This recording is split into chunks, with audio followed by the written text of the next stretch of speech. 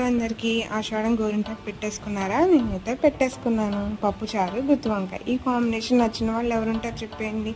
ఈరోజు మా ఇంట్లో గుత్తి వంకాయ కూర.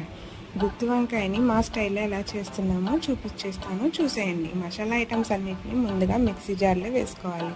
ఈ నువ్వుపప్పు ప్లేస్లో కావాలంటే మీరు దోసపప్పు, గసగసాలు కూడా యూజ్ చేసుకోవచ్చు.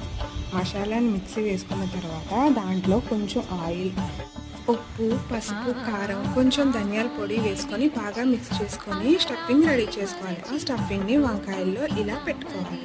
తర్వాత ఆయిల్ వేసి ఉల్లిపాయలు బాగా వేగిన తర్వాత స్టఫింగ్ చేసుకున్న వంకాయలను వేసి మూత పెట్టి ఒక 5 మినిట్స్ మగ్గించుకోవాలి. ఆ తర్వాత మిగిలిన మసాలాని వేసుకొని అందులోనే కొంచెం వాటర్ వేసుకొని కన్సిస్టెన్సీకి సరిపోయే విధంగా వాటర్ వేసుకొని కొంచెం సాల్ట్ చెక్ చేసుకొని ఈ కన్సిస్టెన్సీ ఉండగా సాల్ట్ వేసుకోవాలి.